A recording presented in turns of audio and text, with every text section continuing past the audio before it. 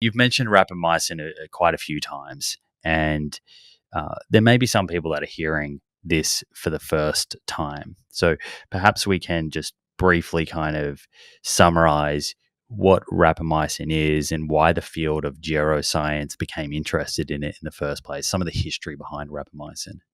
Sure, love to.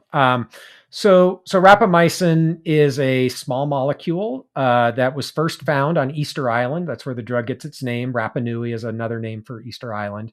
It's actually produced by a bacteria from the soil there. And it was first studied for its ability to prevent cell division. So it's an anti-proliferative. It was studied as an antifungal because it prevents cell division in yeast, and an anti-cancer because it prevents cell division in human cells in culture. What it was ultimately developed for clinically, and what it was first approved by the FDA for, is to prevent organ transplant rejection because of its immunomodulatory effects. So it's often called an immunosuppressant. And that's how it's been used clinically in people for more than 20 years.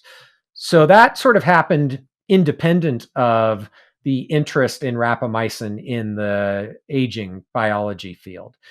So it was, like I said, developed clinically, approved by the FDA, and used extensively in organ transplant patients, also for some forms of cancer, also in stents for cardiac disease. So in aging, we kind of got interested in rapamycin back, this was probably 2004, when 4 different labs sort of independently, like I had no idea these other 3 labs were thinking about rapamycin or mTOR, which is the protein rapamycin inhibits. 4 different labs independently all found that if you turned down mTOR, you could increase lifespan in 3 different organisms. We were working in yeast. The other labs were working in C. elegans, an nematode worm, and in fruit flies. And these papers all came out about the same time. And so we all got excited because you could turn down mTOR, you could increase lifespan, slow aging. There was a drug, rapamycin, that was a specific inhibitor of mTOR, and it turned out you could do the same thing with the drug. You could treat the cells or the animals with rapamycin and increase lifespan. So we were excited, but only the people who worked in yeast and worms and flies were excited at this point. I think when the rest of the field really tuned in and started paying attention was in 2009, when the National Institute on Aging Interventions Testing Program showed that you could increase lifespan in mice with rapamycin. And what was really interesting about that study was they started the treatment at 20 months of age. So these are about the mouse equivalent of a 60-year-old person. And that was really the first time anybody had shown you could start an intervention in middle age and still get big benefits. So that's when everybody else started paying attention to rapamycin and got excited. And since then, so that was 2009. So we're, 14, almost 14 years later. Since then, what we've learned is that not only can you start in middle age, you can do a short treatment in middle age and still get big benefits on lifespan. You can reverse or delay aging in pretty much every tissue and organ of a mouse where this has been studied.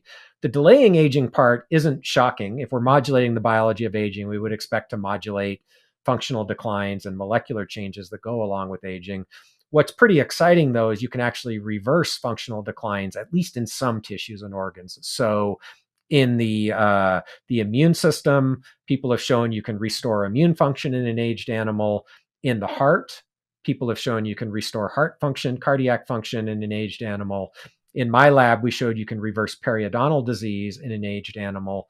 And there's some unpublished studies on ovarian failure and ovarian atrophy in an aged animal. So at least in 4 different places, you can start the treatment in middle age, and within about 6 to 12 weeks, see functional restoration in some tissues and organs, which that sort of, middle-aged initiation and functional rejuvenation make this a very appealing drug to consider from a translational perspective, because you don't have to start in teenagers to get the benefit, and potentially you don't have to look for a change in decline, but you might actually be able to see an improvement in function. So now there are many people trying to initiate clinical trials of rapamycin to look at things like periodontal disease, early ovarian failure.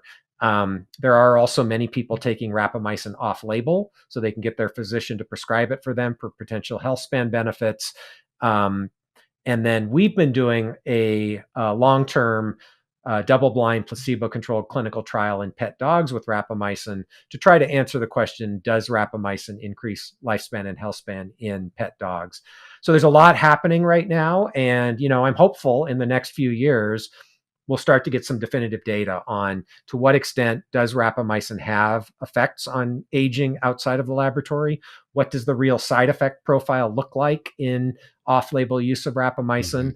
But right now, I think, again, we have to be honest, there isn't a lot of solid data either direction Right.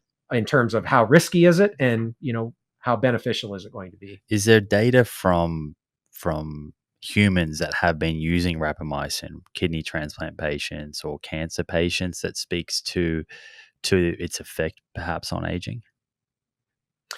Nothing really good, I don't think. So that's a very challenging patient population in which to try to ask that question, right?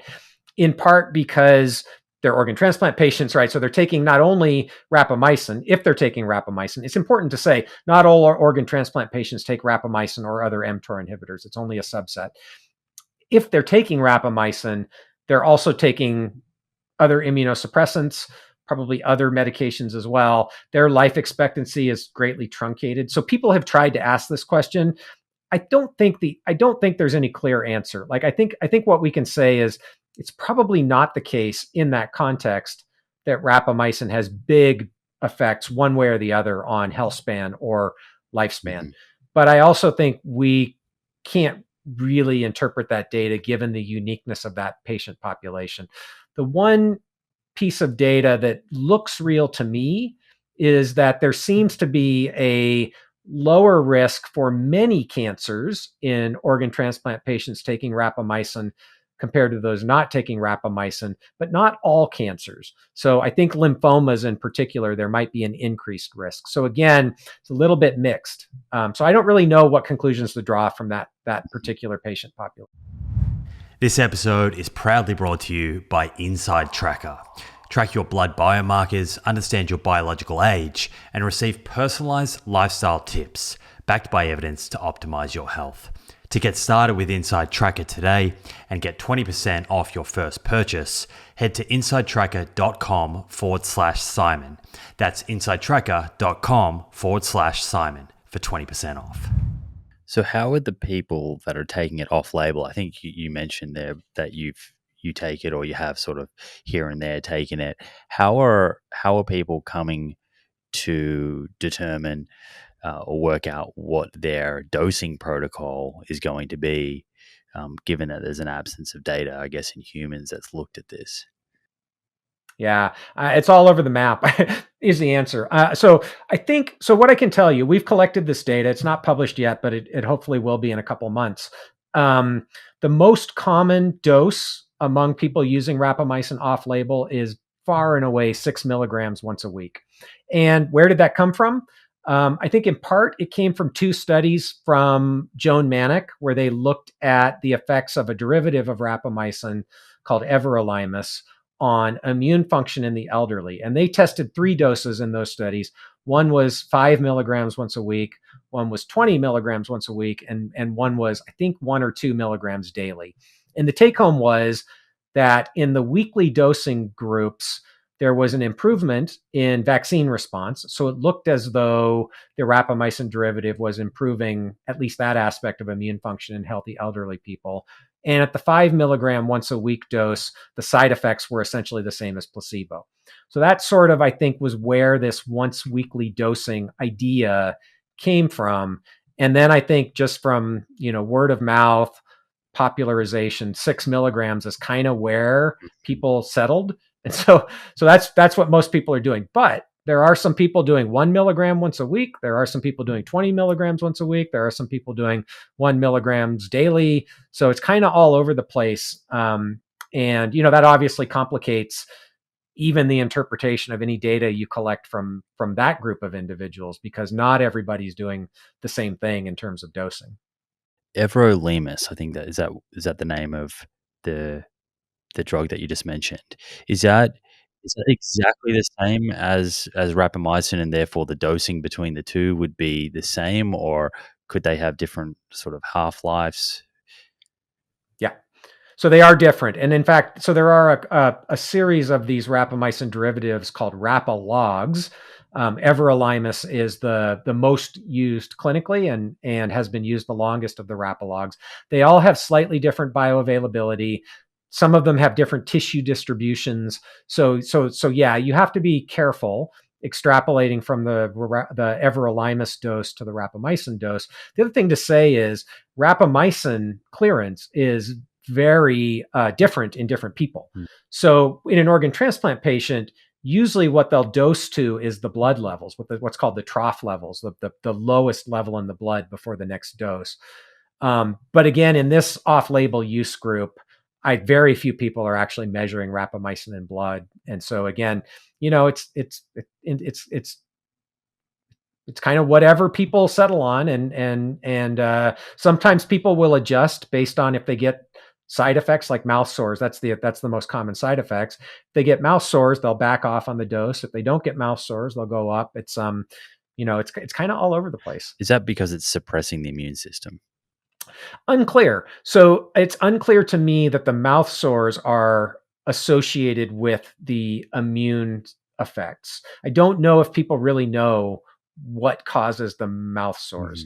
My intuition is no. My intuition is that formation of mouth sores is probably not a good predictor of whether or not the person is immune suppressed. But the real answer is I don't know for sure. Are there any serious adverse effects that have been reported? I guess, what do we understand about the overall safety profile? How safe would you say rapamycin is at that sort of 5 milligram a week dosage that you mentioned? Yeah. So again, not much published data. So I believe that the data we've collected with our survey study is the largest data set on people taking rapamycin off label. So the two studies that Joan did, it's important to note, those were only treatments for 6 weeks. So over those 6-week periods, they had many hundreds of people. So it's a pretty good sized study. And over that 6-week period, at that sort of 5 mg once a week dosing group, it's pretty much the same as placebo. So at least in the short term, I think the risks of rapamycin at that sort of dose level are pretty much non-existent. But longer term, that could be a whole different beast. I think we've probably got the largest data set. So there's two ways to think about this. I can tell you, at least in a general sense, the insights from our data. The other way to think about it, though, is look at the organ transplant patients and say, okay, that's probably a worst case scenario, right? It's very unlikely that otherwise healthy people taking a low dose of rapamycin are going to have worse side effects than the organ transplant patients. So what would we worry about based on that population? We would worry about potential impaired wound healing. So if you get a severe cut, might slow the healing process. Risk of infection. It's used as an immunosuppressant. You would expect that there would be a higher risk of infection. It's increases in circulating triglycerides. So dyslipidemia is a fairly common side effect of high-dose rapamycin treatment. So you could imagine over the long term, there could be cardiovascular consequences to that. Dysregulation of glucose homeostasis is another common side effect. I think the acute risk is very low. So rapamycin does not have acute toxicity. There was a case report of somebody who tried to commit suicide by taking more than 100 milligrams of rapamycin, and the only thing they got was high triglycerides. So it's not going to be acutely toxic, but certainly if you get a very severe viral or bacterial infection, that could kill you. So those would be the kinds of things that you would be worried about based on the organ transplant data. So what have we seen from the lower dose off-label use of rapamycin in otherwise healthy people who aren't taking, the immunosuppressants that an organ transplant patient would be taking? The answer is not a lot. So now that we've done the statistics, and again, this isn't peer-reviewed, published yet, so take it for what it's worth, but we'll be submitting the manuscript soon. Increased mouth sores was the only negative side effect over a 3-month period that was higher in the rapamycin group than in the non-rapamycin group. So 333 rapamycin users, 172 non-users.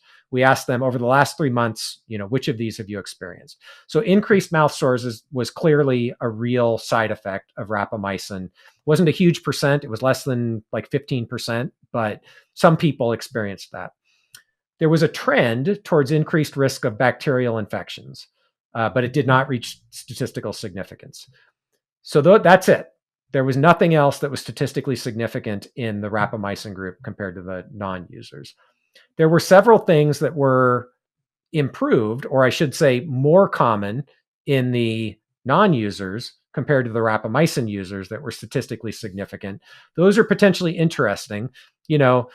I think we have to accept these are all survey based. So this is people's own feelings about what they're experiencing.